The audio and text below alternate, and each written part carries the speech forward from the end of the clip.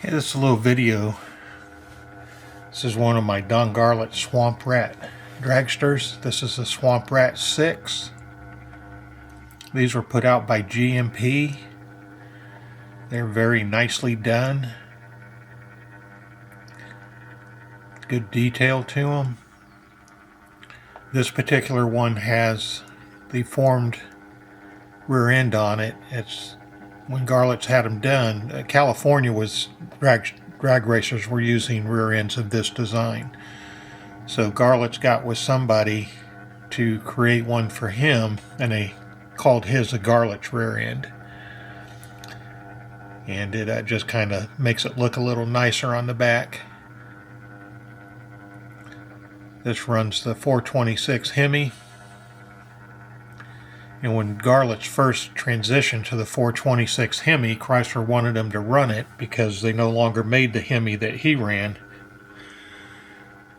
So what he did, when he first started running it, he was using his tunes that were developed for the older Hemi engine, which was a little smaller. And what they found was that this 426 just wasn't performing as well. It was slower.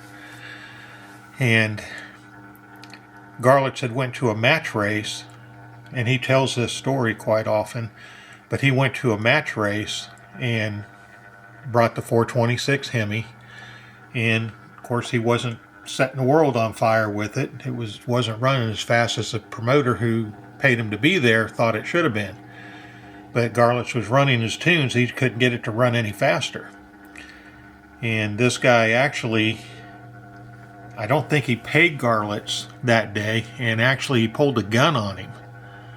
And Garlits just got out of there, and he got up to the next track, and even though Chrysler wanted him to run this engine because they no longer made the smaller version anymore, and they wanted this one promoted, Garlits had had enough, and because he couldn't get it to perform as well as the older one with the tunes, so he said, screw it, I'm just going to blow it up. So what they did is they advanced the timing way up high.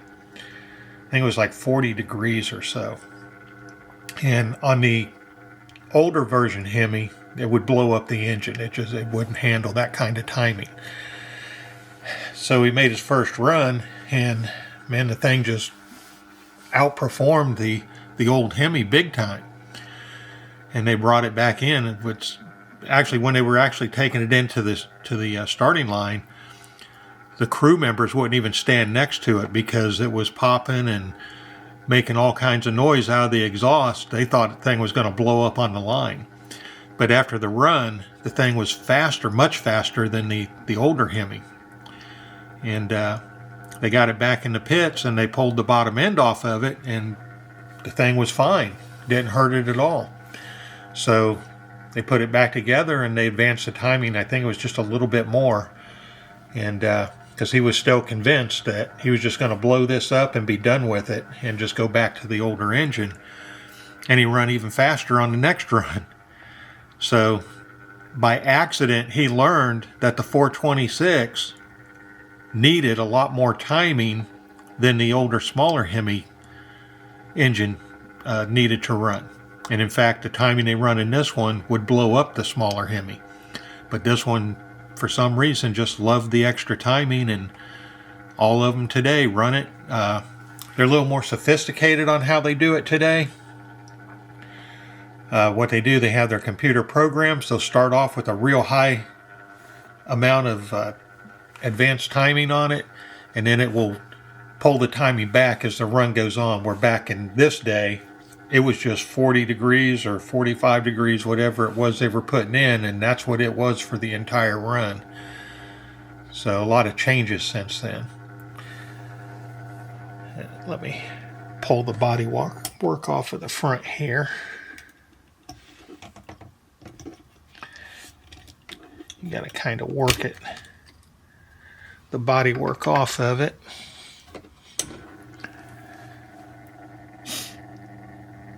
But this piece here is made out of aluminum. I'm pretty sure the rest of it is all going to be made out of aluminum too.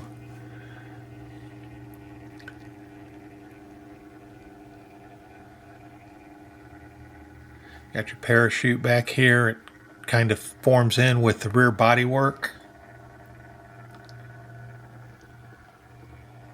You got your nice plug wires going into the valve covers and the heads. You got your linkage showing up here. You got your blower belt.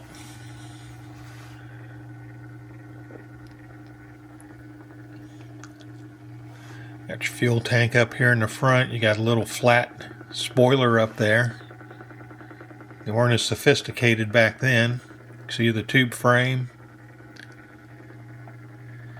You can see your lines, fuel lines and stuff that run up into the engine in the supercharger area. You got your distributor back there.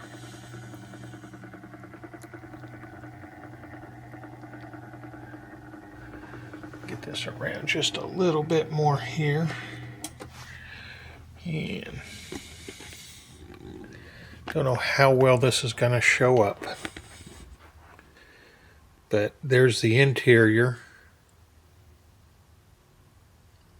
Got your steering wheel. Got the pedals down there. I don't know how well you can see it, but you go into the back of the engine back here. There's your distributor cap.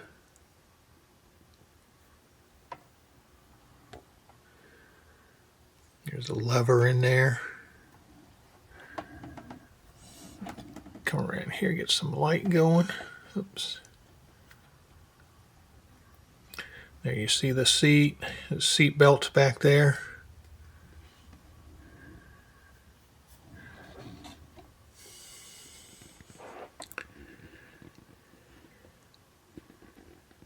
There's your front of the engine. You can see the lines.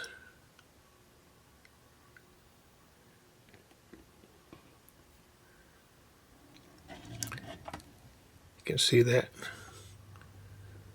blower belt. You can see more of the detail on the side of the supercharger.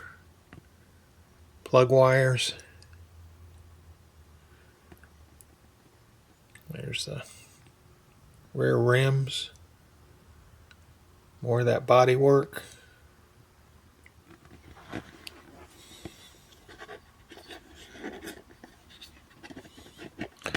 Try and put the camera back down here.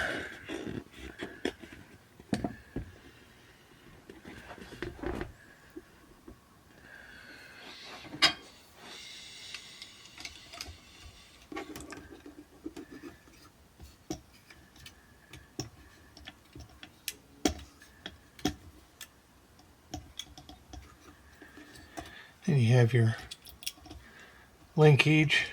You can watch it move with the front tires here and here.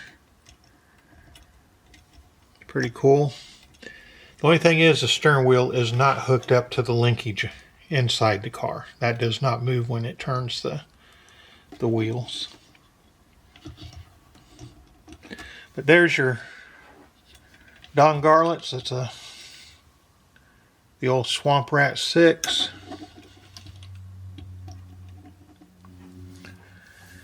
It's a really nice car. It's a cool one to have in the collection.